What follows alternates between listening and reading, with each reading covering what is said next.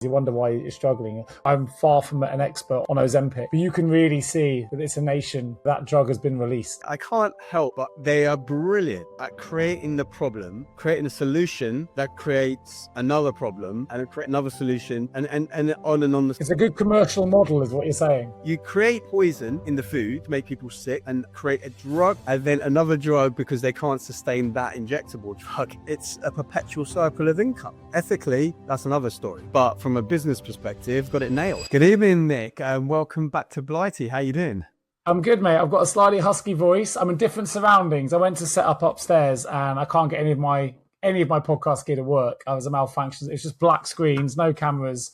So slightly different surround. You get to see my office surrounds. This is what I usually do my work from rather than my podcasting. Still more interesting than my surroundings. I need to get my background sorted. At the moment, I like it because I get the light on my face and I'm looking at the trees. But I just got a white door behind me. So I'm happier in this space. I've got aircon to my right. I've got my bike in here. I've got light from the windows. The other one's like a black box of artificial light. I think I've shown you before. A lot of artificial light, very dark room. So this is a more of a creative space. This is a better space.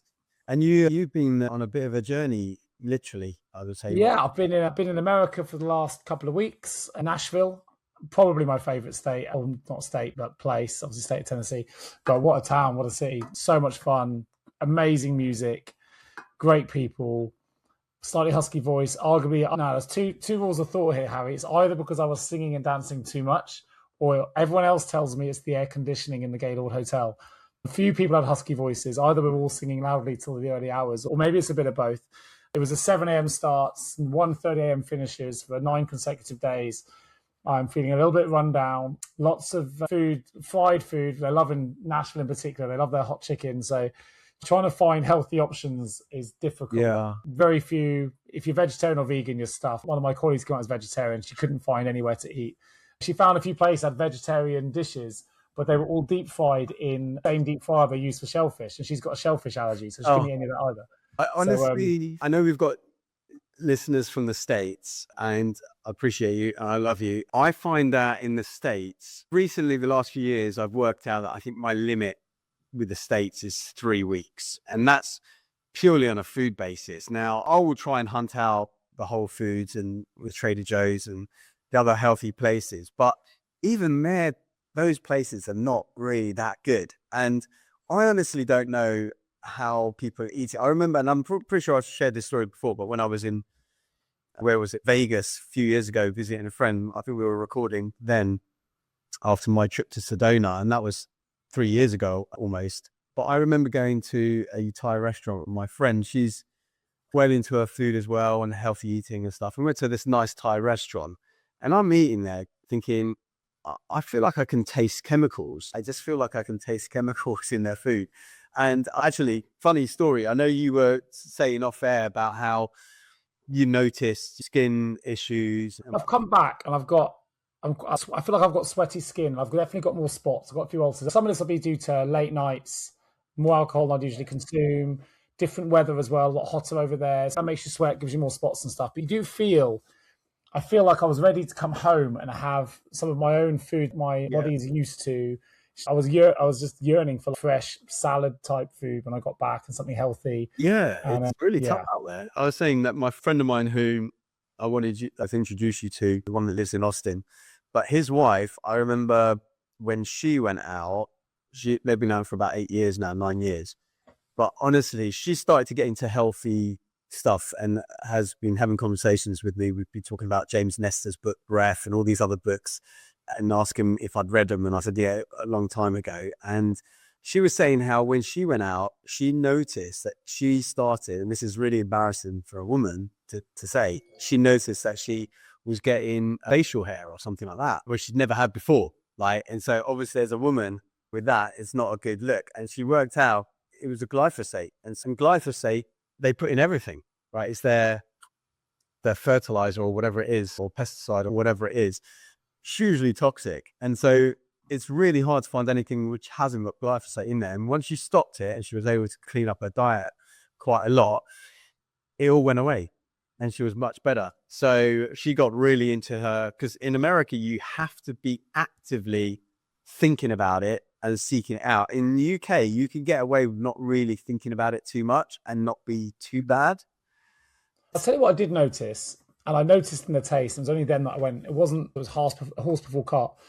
So I ordered a chai latte from this coffee place, and I've got quite into them recently. I've got little pods here that do them. I took one sip. It was so sweet. It was like drinking liquid sugar. So I thought I had to go and check, because I know they also sell something called sweet teas, which are literally just sugar teas. And I had to check they got me the only right thing, and they had. And I looked up at the other thing behind the counter. It was like 530 calories, I think, or 430 calories for this chai latte. It was only like I was like, oh my God, like that is so calorific for what is just supposed to be a really simple, almost healthy option over here. Yeah. I was like, wow, it wasn't drinkable. It was just. There have been at least 30 grams, of sugar in there, probably, not 50. And just to put in context, people listening, the World Health Organization, I think I quote in my book, recommends maximum 22 grams of sugar per day, or 3 sugars per day for an adult. For children, obviously, it's less, and infants, it's 0. But I think I had a chocolate bar, actually. I've just discovered a new brand. I don't like them that much, which is a good thing, because I bought it and it was like a Bounty ripoff, but a plant-based, gluten-free Bounty ripoff that I think they just started selling in Tesco's. And I remembered last night that I had it in my jacket pocket, because I bought 2 and I only had 1 the day I bought it. And I resisted last night. Normally I would be, if I'd bought something like an on bar, I would have been right in there. And I had to catch myself as well, because it was already maybe 7 o'clock, and I know that I don't sleep well if I have sugar. But anyway, and I decided, let me look at the sugar content just to double check, because maybe if it's 5 grams, I'll give it a go. But I think it would have been 22 grams. And I was wow, yeah. That's just in a healthy bar. I had it about an hour ago, because it's just about on the border of when I should be able to sleep, hopefully. But yeah, it's really hard to get under 22 grams. And that's supposed to be a healthy, in inverted commas, vegan. About healthy. I could probably do with it right now, because I'm jet lagged and I am flagged. I'm flagging, should I say, yeah. But so anyway, the States is fun. I was also thinking, like, 4 of them, you're talking about what you're allowed in a daily thing. So 4 chai lattes in a day would be your entire calorie allowance, really, for roughly 2,000 calories. But forget that, like I said, madness. If it's 50 grams of sugar, which it probably is, that's 200 grams of sugar. That's 10 times your allowance. So forget. But I can see how people must think they're making healthy choices with having things like that. It's not solid food, and you wonder why you're struggling. Or I will say, and we had a conversation about this, I'm far from an expert on Ozempic, but you can really see that it's a nation that drug has been released. You can see it where people, I don't know, there are a lot of people I think need to come off it. They've gone too far the other way. And having been to the States every single year, you can see some of the changes. And there are some individuals where you just feel like you think you've got to. I'll use Sharon Osbourne as an example. If you've seen Sharon Osbourne, I don't think personally she looks healthy at the weight she's at now. And I think Ozempic it's great if you need it for health reasons, because you're morbidly obese or whatever. But I think there's a point in time where either it's been given out too freely to people that just don't need it. Even if they do need it, and I know that some people definitely do, because it is helping them lose weight, and there's other associated diseases and implications of having excess body weight. But I think, I'm talking about when it's gone the other way. Yeah, people that are clearly on it need to come off, because they're so dangerously coming off it as well. Because you come off it, you've lost a lot of muscle. You're not really regaining that. You tend to rebound back. And I did read somewhere that one of the companies, maybe that is bringing out one of these Ozempic style drugs, has developed some sort of, is it daily pill instead? So for those people coming off the injections, unless they do the injection for a couple of years, then you can go onto a pill. I can't help but be in awe of these companies, because they are brilliant at creating the problem, creating a solution that creates another problem, and create another solution, and on the cycle. So you create a good commercial model, is what you're saying. It's brilliant. Like you create poison in the food to make people sick and over-calorize the food and do all these things to make them overweight, and create the environment to make them overweight, create a drug to bring them unhealthily underweight, and then another drug because they can't sustain that injectable drug. And I think it's brilliant. And then they get ill, and then they can go to medication, more medication, more. It's brilliant. As a business model, it's a perpetual cycle of income. Ethically, that's another story. But from a business perspective, they've got it nailed. So what have you been up to? I've been in America speaking to the biggest payroll congress in the world, or conference in the world. I gave a talk, facilitated the executive summit, and I was busy networking, partying, dancing, singing, doing all the things that I guess is good for business and good for the soul, but challenging in other areas of the soul. I haven't put my trainers on for 8 weeks. I've done no cold plunging. I've done no saunas. I've had very little sleep. So it's good for the social bucket, which you have to fill now and again. And I was probably ready to come home when I did. Speaking of social bucket, so this month of May, I can't remember if we've chatted in May, probably not because it's the 18th now. But my challenge group, the 30-day challenge group, I can't remember if you're part of it or not, but the challenge is to build on that connection piece of the beat model. So within the activity part, there's connection, and every month we're doing a different aspect of the beat model in a cyclical fashion. So this month is all about connection. So I haven't done it for today yet, but every day the idea is you text someone or call someone or send a message or whatever. And this could be someone that you're friends with currently, but ideally it's people that you've lost connection with. So maybe you haven't seen them for a few years. Maybe it's been a few decades. I actually reached out a while back to a friend. We were really good friends in the Scouts, and I reached out to him, and it's been 30 years since I reached out to him. And so that was good. So that connection. Assuming it was good because he came back. He came back to me, yeah, and we connected on LinkedIn actually, because that's the only way I could find him, I think. I didn't know that he had a very common name, both first name and surname. And all I knew last I'd heard, he was a teacher once in Bristol, and I was able to find him, and he was the right person, which was great. So that's the connection piece for me. You're doing your connection piece in person, but it's been trying to do things like that this month. But the thing I was saying on text earlier to you about maybe having a conversation about today, and I'm not sure if it's wholly relevant to what I've been doing that has prompted this, but it's this idea of obsession. And from a different perspective. So I've been being fed the algorithm on the YouTube videos. For some reason, these videos on cars. Have you been susceptible? Have you been? It's not that. It's just what I find interesting is this guy's videos. I'm watching, they're like 40-minute long videos, and I'm watching a lot of them. And I'm not sure what it is about, like the way he's presenting his car ideas. And then I've been fed some of the collaborators that he works with now and then as well. And I'm watching all these car videos. I've never, believe it or not, as a fun fact, I've never owned a car in my life. I've never bought a car or owned a car in my name, even though I was the first person in my year to learn to drive at school. But so I'm not really a car person. And I've learned that there's obviously, like in every field, there's these obsessive people, not obsessive, but people who are fanatic about it. These are people that they're buying cars, and they're not billionaires or multimillionaires, but they have a fleet of cars, and they do their side hustle to get them.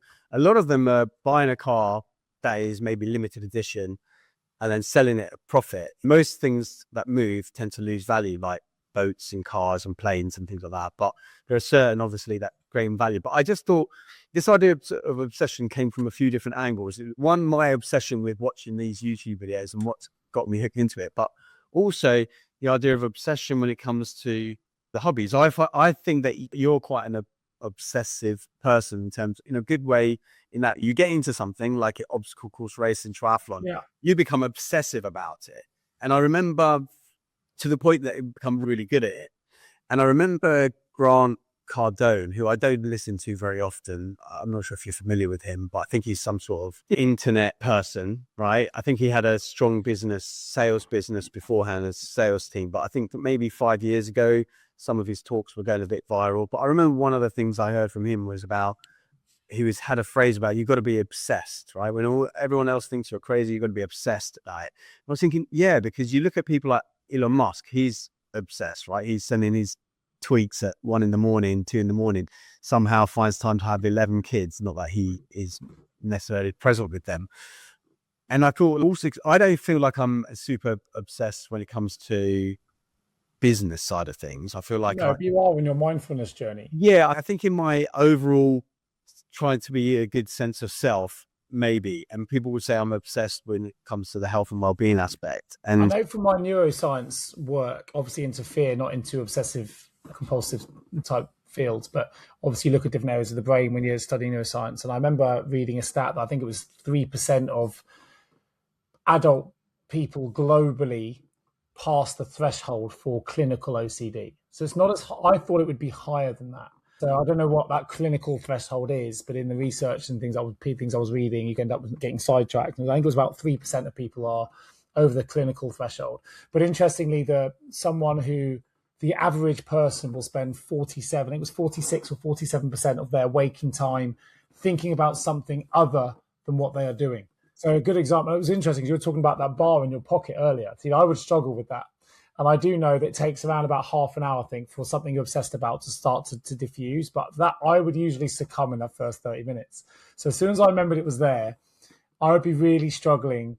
It's like I'll be watching TV or whatever with my family, and I see Lucy go, "Oh, I got some chocolate or whatever," and I'm like, "That's all I can think about now." And now I want it. If you hadn't told me I didn't need it, but now you've mentioned it, my mind cannot switch. I'm in that 47% moment now. I'm not watching the telly. My whole brain, I'm watching it, but I'm not watching it. I'm focused on the chocolate over there, and I can never get to that 30-minute period where it starts to, in theory, your brain starts to diffuse it now. You have to take 20 to 30 minutes. I always succumb early. I was very close to that. What got me through it was my future pacing, where I project into the future.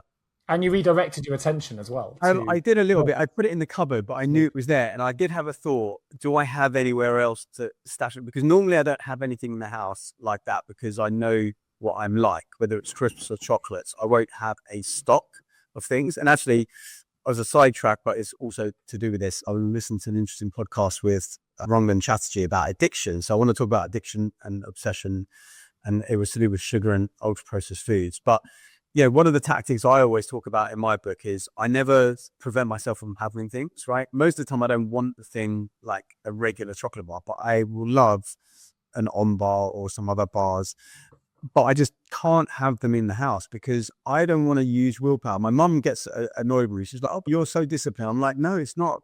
I'm not disciplined. That's the whole point, is that I set things up because we cannot always resist these things if they're always in our face." And she's quite happy to put the 12-pack of crisps up on the fridge. You could argue as well, I'm not saying one's right or wrong, but you could argue that you're a little bit obsessed in the way that you structure those elements of your life to make sure you don't fall to those kind of temptations. And what I thought was really interesting in your example earlier, what I would say you did is you redirected your compulsion. So maybe compulsion is the wrong clinical. No, I like that word actually, because I think that's the word that was maybe used podcast. You're using your appetite, your thought of the sugar, whatever it is you'll crave. Initially, you get to your bar and then you redirected your compulsion to actually, I'm more passionate about a decent level of sleep than I am about the sugar that I want now. And you probably found a happy medium and ate something else. I'm not so good at that. I'll take the hit and go, and then I actually regret it later and go, "Oh, now I can't sleep. I suffered insomnia." And actually, I do this, believe it or not, quite regularly. I'll say to Lucy, "Don't eat that, Nick. You won't sleep." And I'll always say, "I'll be fine." I'm unable to accept my future self in that moment. I always think I'll be okay. And then lo and behold, later on, I'm suffering. And why did I have that? I do this every single time. So that's where you have more discipline with your compulsion than I do. I've been victim to that myself. And the challenge I've also got is that I have one of these, normally in the evening, I have a mushroom hot chocolate, but I've also got one of these nighttime teas, which in a normal day, if I have that nighttime tea and I refill it a couple of times, I feel really drowsy and really zonked off. So sometimes I justify it and I say, "Oh, I can still have the chocolate at say 6 o'clock at night or 7 o'clock at night because I'm going to have a tea later to lift it off." But recently it hasn't been working as much. And because I don't think I've been a bit off kilter with my sleep the last few nights, I just didn't want to risk it. And also because it wasn't a chocolate I particularly like. So I love chocolates where they're just about possible, because then I have that. Yeah, you feel like you've had a little bit of that. I tried 90% and it was too bitter for me. I tried to reduce it that way. Although right now, I can hear it in my voice and you always see it in my eyes watching it in video. I traveled for 24 hours to get back here. I left at 5 o'clock in the afternoon, got back at 5 o'clock yesterday afternoon.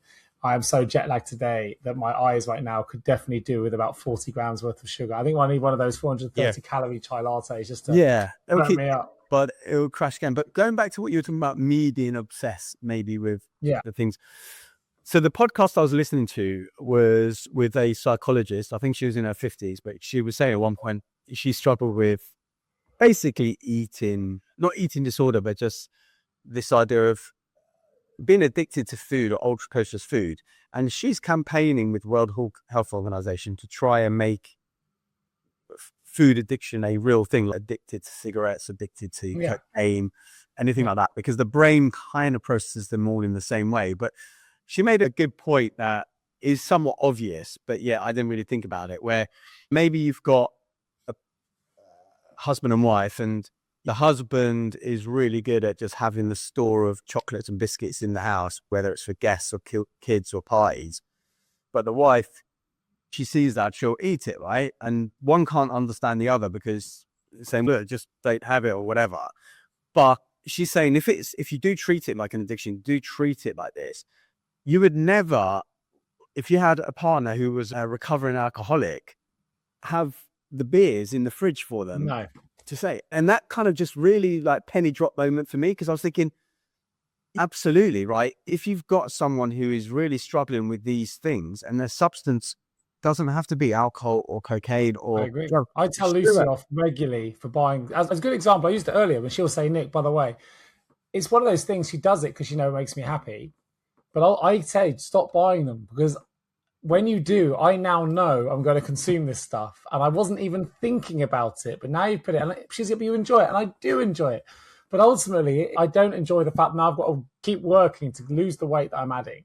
And it adds a thought process where I'm not as strong or as disciplined or as strong-willed as you are when it comes to food to be able to say no. As Eckhart Tolle says, that the primary cause of unhappiness is never the situation, but your thoughts about it.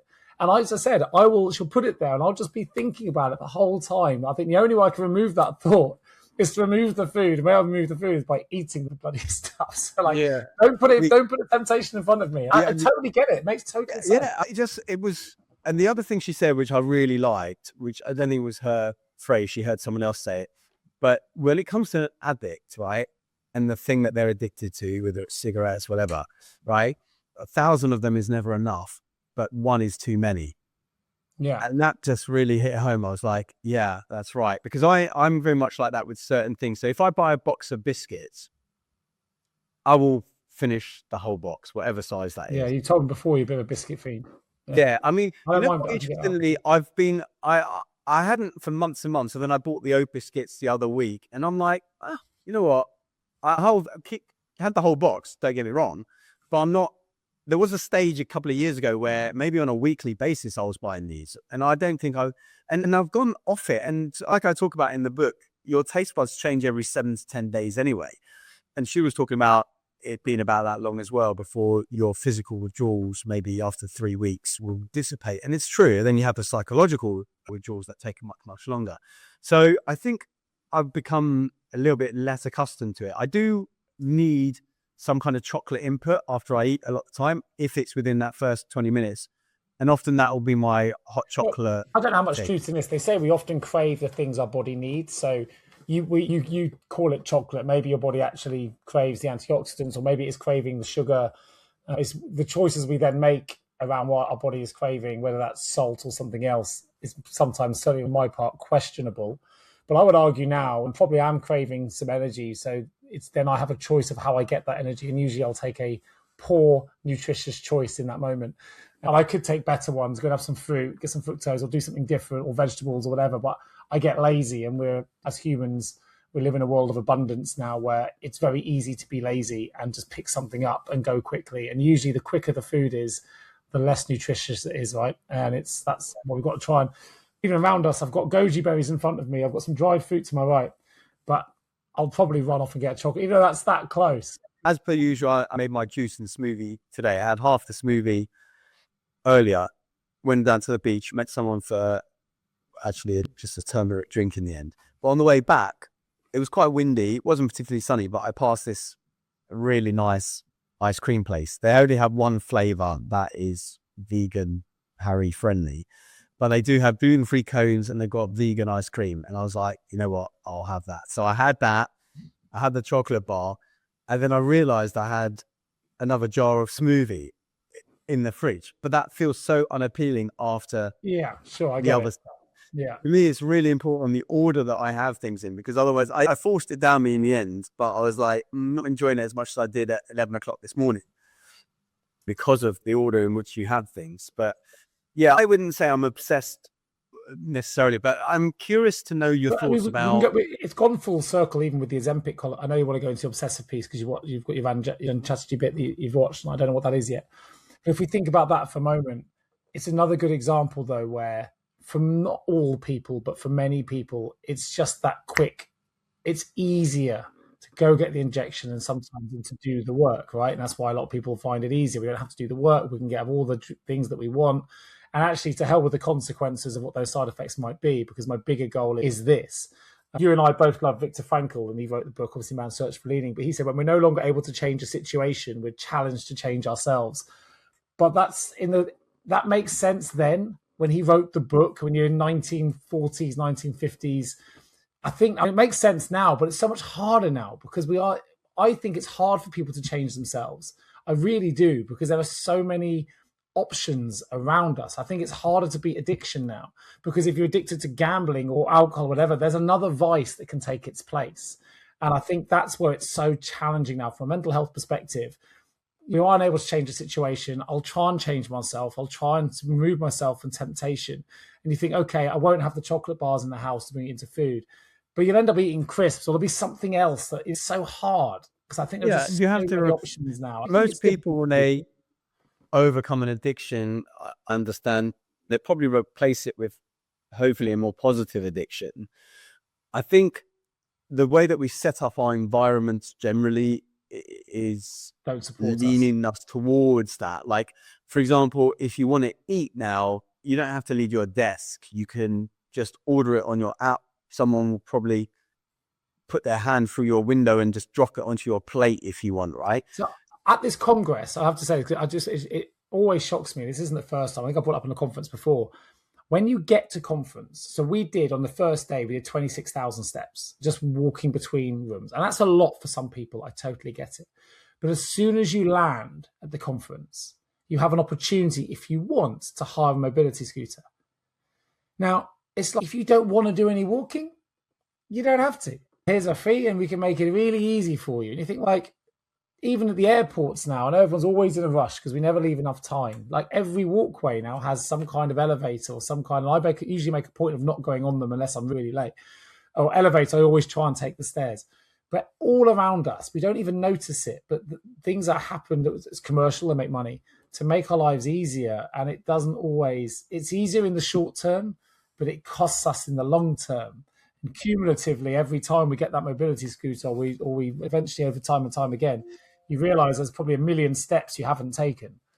And those 1 million steps could have been all the difference. And it's those micro 1% changes that we need to take. But that said, I appreciate not everyone, because of health conditions, weight or whatever, can do 26,000 steps in a day. And maybe they need those mobility scooters, but we do make it very, very easy for people. Yeah, I think that's life now, is that we've tried to reduce time and effort from all the things we do. I'm just sitting near a washing machine at the moment, right? That is to save time and effort. Right? Everything we've done has been to save time and effort. And up to a point, it was probably quite a good thing, right? We don't really want to be sitting there washing our hands, washing our clothes. However, washing your clothes was going to do a lot. The other day, I was in the house and I was preparing it for Airbnb guests. Now, this was like a place that I've not got cleaners in at the moment. So I'm doing a few things. And it was the first time I'd ever had people in whilst I was also going to be there as well. So it's all a bit crazy. But I think it was around 12 to 15,000 steps before I left the house. Around 4 o'clock was the first time I left the house. And I was like, and 42 flights of stairs, because I was going up and down stairs doing things. And I had this thought then, I was thinking how much day-to-day things should move us. And then how little they do for most people, right? My gran was super able right up until the day she died, didn't lose any cognitive abilities, anything like that. One of the things she did a lot, she did a bit of housework when she was able to. Then as she got older, she did things like the ironing, but she was always passionate about doing the garden. And gardening is kind of tough because you have to crouch and bend and reach and crawl. I've heard hoovering is a really good hoovering was what I was doing as well. Yeah. And hoovering is really good. And I think I talk about, I don't know if we mentioned it before, but I definitely mentioned it in Super Vitality, the study with the hotel mates where they took, where they took some and they said, exercise is good for you, go do things. Another group didn't get anything. And then third group told them every time you make the bed is 5 calories and all this stuff for the other. And all the markers of health markers improved over that 3-week period. I was thinking about that very study last week when I was doing the beds, because it took me around 45 minutes. I had to do 5 different beds, strip and whatever. I was thinking, this is exercise. This is my gym. And I did go to the gym that day. That was it. That was my... The 2 things, observations I make on the comments you just made. First, on the washing machine, well, I get it. We make lives easier for us. But I think sometimes there's technologies like a washing machine where not only is it quicker and easier, but actually the quality is better than I would do myself by hand. So sometimes you make those sacrifices. It makes total sense. And it's just better. It's easier. It's different. That said, I only use a tumble dryer. For the weather's good outside. We'll still dry. But that's probably us being skinflints and not wanting to spend the money on a dryer, right? But interestingly, so when I was doing my fear studies, and you might know this already, so the brain's able to collect 11 million bits of information a second, which is mad when you think about it. But that's most of it's filtered by the unconscious brain. We only actually consciously are aware of about 40. So now I know that information. What I have tried to do, and I would say not with relative success, not complete success, but now that I know I'm only ever focused on about 40 things at any one time. So right now I'm focused on you, focused on the podcast, listening to what you're saying. I'm not necessarily focused on what's happening out behind the window. I'm not necessarily focused on what's outside of my eye periphery or whatever. Or equally, I'm not thinking about things outside of this podcast.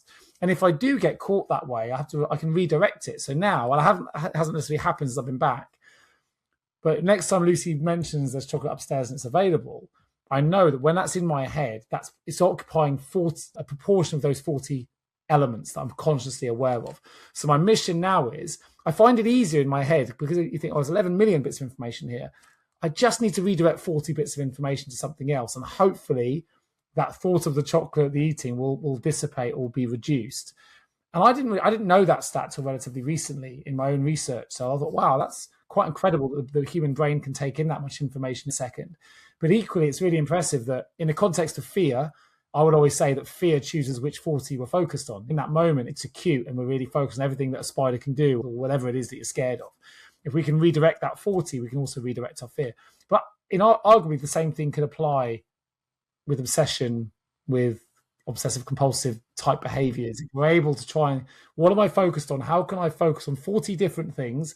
And maybe it's making the bed rather than the work, the house chore, I hate my job, whatever it is. Actually, you focus on the calories you're burning. It's the same task, but you've redirected it and it makes it easier. I don't know. I think going back to your comment earlier about knowing the chocolate's there or whatever, or me knowing my chocolate layer, then having to distract yourself. It's actually a good, one of the things I suggest to people is, if you do want that thing, don't deny yourself the idea that you could have it.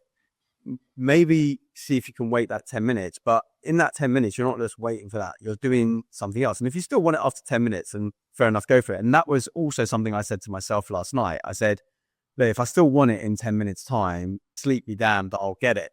And what I realized is that initial urge to get it, the obsession I thought I had with it, dissipated reasonably. Especially I made a mental negotiation with myself that I would make the hot chocolate because I realized in the moment that I wanted that kind of, it's not even sweet because it's a mushroom hot chocolate, right? It's ashwagandha mushrooms and a bit of cacao. So it's not particularly sweet. In fact, I find the sweet hot chocolate worse. My sister for Christmas bought me some Booja hot chocolate and I really like Booja as the chocolate brand, but I've had it a couple of times and I just can't drink it. It's too sweet. And that's probably compared to American hot chocolate. So the point, I guess, whether it's an obsession, we've talked a lot about obsession and addiction when it comes to unhealthy behaviors, but do you feel like you have to be obsessed in order to become successful? I'm asking you as a question. I think there's lots of, I think you have to be driven. I don't think they're the same thing. I think we need stretch goals. I think we need stretch as humans anyway. I think equally, while people, as you said, was it Tony Robbins, whoever said you need to be more obsessive than anyone else? Equally, you could say you need to go the extra mile, or you need to, there's a lot of people say you have to outwork your competition, right? So they're different parts of the same kind of thesis, really, isn't it, or theory. I do think you have to be very driven. I think because a scattered mind, I love the saying that a hunter who tries to catch 2 rabbits catches neither one.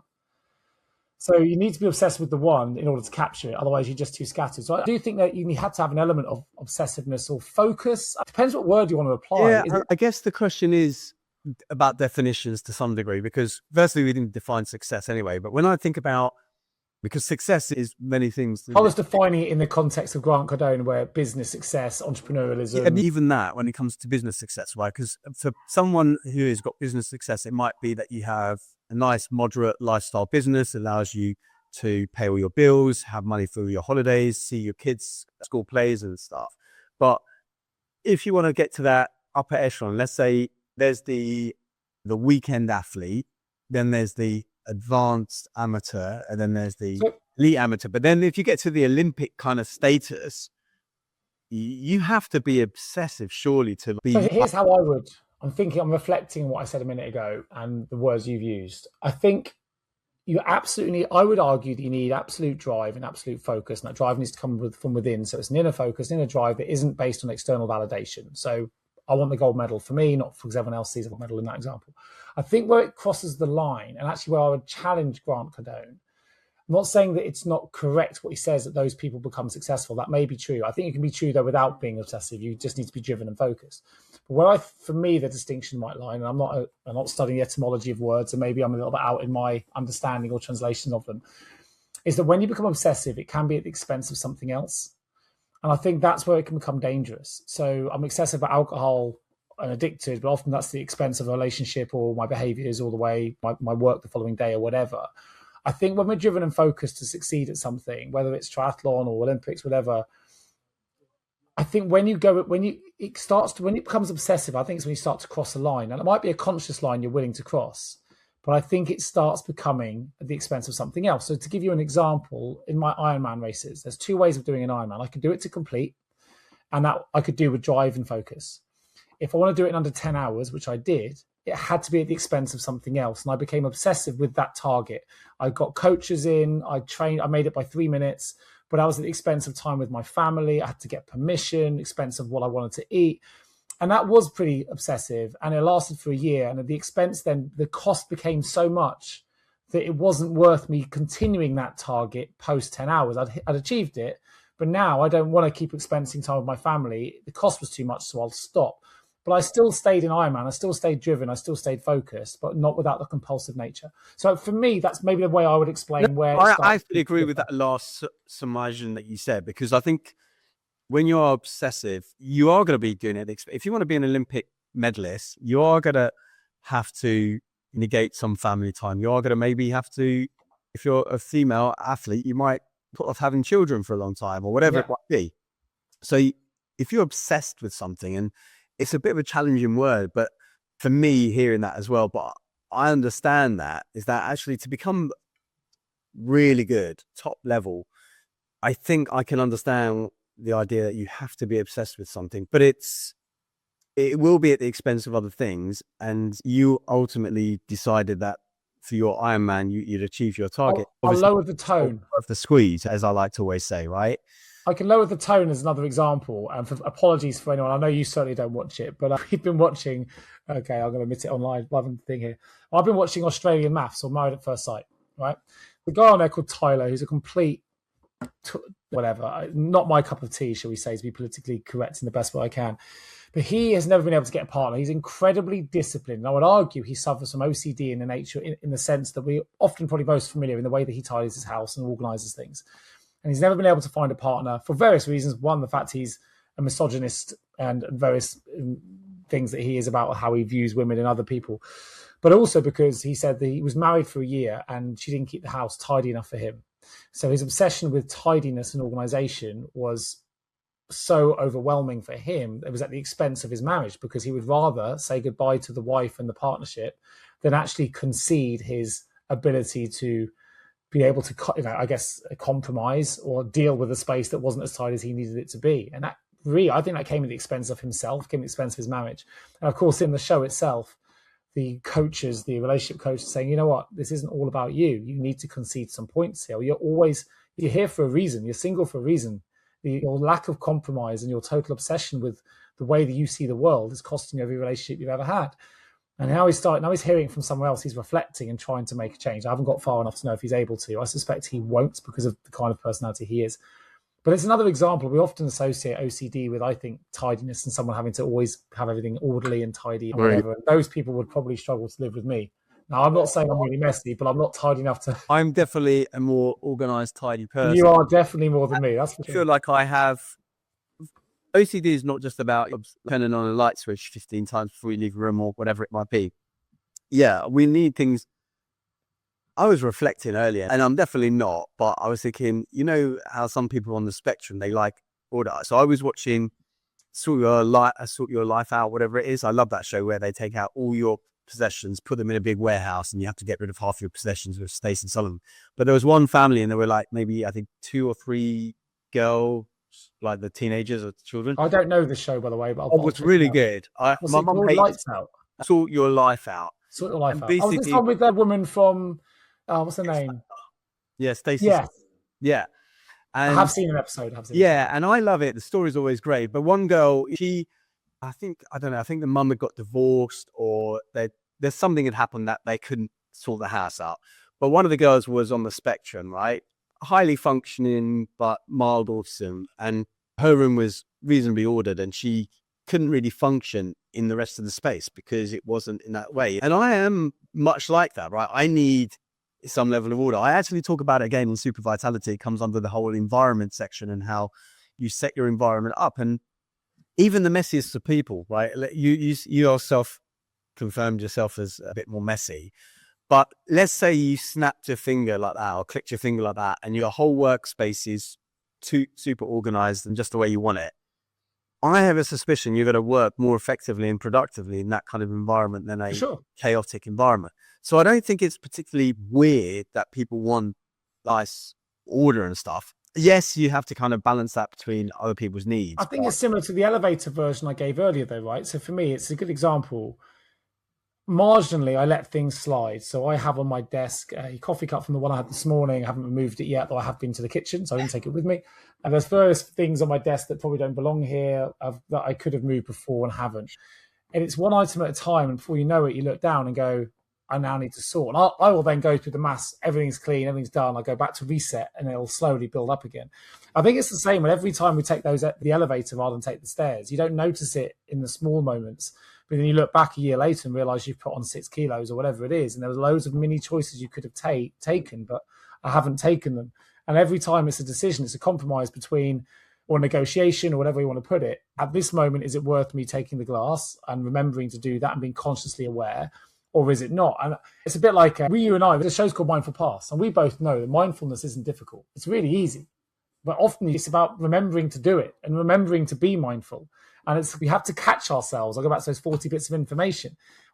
I create an environment which allows me to be mindful more often by, not everyone can do it, but within the budget that I have, I'm able to get myself an ice bath and do different things. So when it's within my vicinity, I'm more likely to use it. I put it in places where I used to have one outdoors, I never used it. Now it's in my gym, I use it every day. So I try and create an environment that allows me to be mindful more often in a way that I can remember to be mindful. I just think mindfulness, which starts at cleaning my desk, taking things out, decluttering your life. It's a conscious awareness piece. For me, it's a lot about breaking state as well. And breaking state becomes a trigger to become more mindful. What I mean by that is where I have that craving for the chocolate, let's say. If I've got it in the cupboard, easy, reach my hand in, get it. Yeah. But if I want to break that state, that's where I'm going to put it in the shed or leave it in the shop down the road, because my state is being interrupted. And then I have to make a conscious, concerted effort to take that action.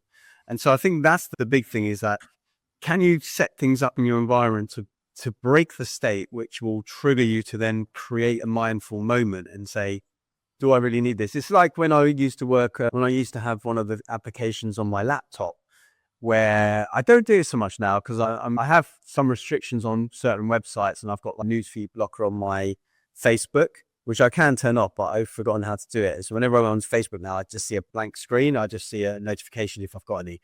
But it was something which was a little bit less invasive, which was, I think the website or the app was called Mindful Browsing. So if I went onto Facebook, it would first then give you 10 seconds to think about it, or it would say, do you really want to go on this? Wouldn't a walk be nice? Or you could set it up any which way you want. And the idea behind that is it literally breaks the state, because we're so habitualized into certain actions, checking our phone or nipping onto a BBC website when you've got 15 seconds between calls. We just need that state being broken, and then that will give us the opportunity to be more mindful and think, actually, is this really what I want to do? Is it worth it for the 15 seconds I've got in between meetings? But when you say state, just so I'm understanding it, which I think I am, it's Pattern. almost another word, a replacement word for habit or routine things that we habit, do. your pattern. You're in a pattern, yeah. You're in you need to be. That's the thing. You need to be mindfully. You still have to make that conscious awareness or conscious decision to go, I'm going to try and improve it. So when you next, and we can do this within small actions. We've talked about a whole show on just changing direction you go to work and the benefits of changing your commute. You have to, next time you're getting off the tube and you've got time, just take the steps. Because if you've never done that, and for some people they never will have done, when there's always been an elevator next door or a lift, you have to constantly go, actually today I'm going to break that state, that habit, that routine, and do something a little bit different. And it'd be amazing when you do that. Suddenly then you can start to cascade, can't it? You know this already. You make one action, then suddenly you get to the top, and I usually get taxi. You know what? I'm going to walk to work because I can. I'm going to make it to work, and you get to work, and I order a coffee today. I'm going to go make one. So I do think one action then really does encourage another positive action, but we need to start them and start small. And so I love the idea of marginal gains anyway. I think I've done a lot more of this, not to your degree, but I think if you compare me at the start of this show and we started meeting each other to me now, even though my desk isn't as tidy as it was, I can tell you now it's tidier than it would have been when we first met. I'm more mindful of what we do. And I would be shocked, and I'm sure you'll have more stats than I do, that there isn't some connection between those that have higher mindfulness traits will show lower rates of substance misuse or negative obsessive behavior, whether that's across eating or other compulsive behaviors that don't help us. I'd be shocked to think those two aren't. There isn't some correlation there. But maybe this is what the show can do. Maybe at the back of reading this, people go and put their chocolate in the shed, or they do take the elevator, or they do take their coffee cup, which is here, that's been edited since this morning. But that's the thing. I've been to the kitchen twice since I've been sat here today, and neither have I taken this with me. And I'll probably be there tomorrow morning if I hadn't mentioned it. Now, I'll take it out. Yeah. And look, also, we don't want to be, even though we've talked about this, obsessive about this necessarily, but I think it's always about recognizing when and where is the straw that's going to break the camel's back. Yeah. Because you could spend your whole life clearing out that barn from every little bit of straw that comes in. Whatever. These metaphors are going a bit wayward. But the point is, you can be very obsessive with taking that out, or you can see when it builds up, and then you can get the broom out and sweep it out so it doesn't become overflowing. And I think you as a person, not you, Nick, but you, the listener, and myself included, you just have to think, okay, where is my line? Where is the line? Rather than always having it super clean or whatever the thing is for you that you're obsessing about. But where is the line so that I then decide enough is enough and take action, right? Because it's going to be those small things build up over time that then you go, oh, all right, that's too much. So many of us are seeking clarity in whatever it is in some form or another. And let's be honest, an uncluttered mind, an uncluttered workspace, it gives us more space for creative thinking, for clarity. Yeah, you're absolutely right. If this was spotless here, and it could be, it would take me 10 minutes, would probably result in more than 10 minutes of productivity in return, because I would be completely uncluttered. I'd feel clean. I'd feel good. Yeah. And I will make that shift, by the way. I'm going to make that commitment. I think it was Bob Proctor or someone I remember hearing say, your outside space is a reflection of your inside space. Yeah. And it's, to me, it's so true. And I always come back to a phrase that I love using, which is how you do anything is how you do everything. Do everything. And it's almost one of my mottos for life, as well as this too shall pass. And I was thinking about this when I don't know, when it was like, I think there was a bit of rubbish on the floor somewhere. And I was thinking, if I don't clear it out, that's reflecting somewhere else in my life, like that I avoid things or want someone else to do something. It shows up so much, this phrase, how you do anything is how you do everything. And I just want people to reflect on that a little bit, because you can make drastic changes when you think about that. You think, okay, how am I showing up here? How am I showing up elsewhere then? What's it telling me about where I am elsewhere? I actually used that phrase, I kid you not, within the last 36 hours in a real life environment. It was when I was still in Nashville, so maybe a little bit more, maybe 48 hours.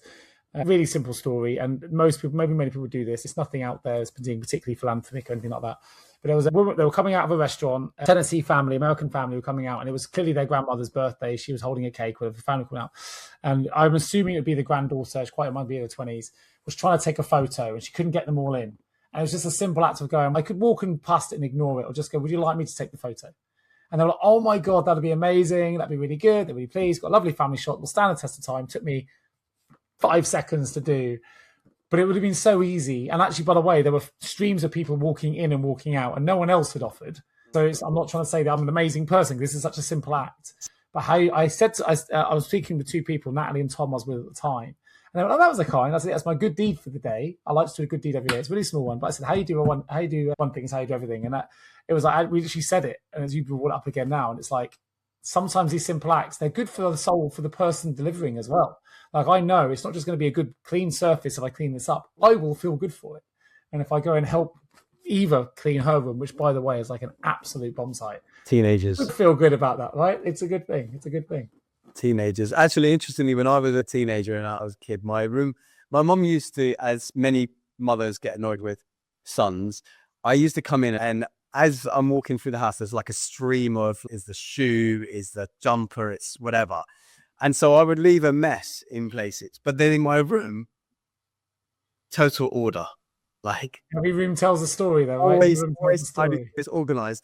And I don't know what it was. And I was trying to explain it to her when I was a teenager, because she goes, you're so tidy and organized in your room, but why are you creating a mess here? And I guess it was because in my room, I could control the entire environment, whereas in the rest of the house, I couldn't. So I gave up with it myself as well, even though it wasn't really a messy house, but I just thought that. Or maybe as I expected someone else to clean up after me. I don't know what. Yeah. We'll finish the show on a funny story in reverse. And I don't think he listens to this, but he might do. When I started university, I was the only guy in our house that we shared a room. Everyone else had their own rooms. I shared with a guy called Dan Roberts.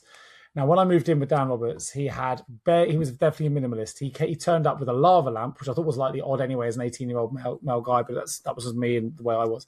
He had a lava lamp. He had 2 crisply ironed Ben Sherman shirts. Again, not my fashionable style at the time, but he had those. He had chinos rather than jeans. He was a smart individual. I was thinking immediately public school, which he was, but I didn't know that at the time. I created a view of who he was by how he kept his room, but it was pristine. There was nothing in there, about 6 items, pristine. He wasn't there. He'd already moved in. So he'd gone when I moved in. And my parents helped me. You know me anyway. So when we moved in, he came back to a house that I'd already put photos all over the one wall of all my mates from before. I had a drum kit in the room, a full drum kit, which I set up. Clothes everywhere, different bits of drinking mugs and pint glasses. I built it out like a proper frat, university. I can't wait to get started. Books, I don't know, just big tubs of stuff. And he walked back in, and I was out when he came back. So he'd got a sense of me. And when we finally met, I think we were both as fearful we became best friends, by the way, but we were both as fearful of the other. And it was always that little bit of compromise. By the end, I was a lot tidier. By the end, he definitely had more shit. But it was like, when we first met each other, I even tried to imagine what he thought. Yeah. He just walked into a world of, holy, I can't live with this guy. And it's going to be next year. It just reminds me of some of those US movies that I watch where they're exactly that same scene. It was like that. I kid you not. And there's a line down the middle of this room where they look totally different. They look totally different. I have photos. I'll try and share them with you. I've got them somewhere. I'll take a photo of a photo, but I'll send you a picture. And with her permission, actually without her permission, I won't share it publicly, but I'll send you a video, Harry, privately of my daughter's bedroom. You have to see this to believe it. I reckon there's a podcast on this. Really? Alone. I don't know. My niece is pretty bad, and my parents. You ain't seen nothing yet. I'm telling you. I'll go and get a video after this, and I'll show. I'll go and see. She had a Spanish exam today, so I'll go and see how she got on. But listen, I've enjoyed this. It's been good to catch up. You've given me some energy, which I was severely lacking at the start of the show. Hopefully, the audience can hear it in my voice. I'm feeling more energized from our community conversation. So I appreciate your social commitment to the show and your time. It's been good fun. I appreciate you as well, because you've spent a bit of a journey the last few days, and you're always so busy with your commitments. Full respect for coming out to play it. It's good to catch properly. And if anyone's got any thoughts about what they're obsessive about, by all means share images, put them on our Instagram channel, and tag the _mindful_path_podcast on Instagram. Check us out there. And if there's anything else you want us to tackle, let us know. We've got quite a few subjects to come through, haven't we? So we should have a fun few episodes coming up. Good. All right. Thank you so much for tuning in, everybody, and wish you a good week. See you soon. Cheers, Harry. Take care, mate.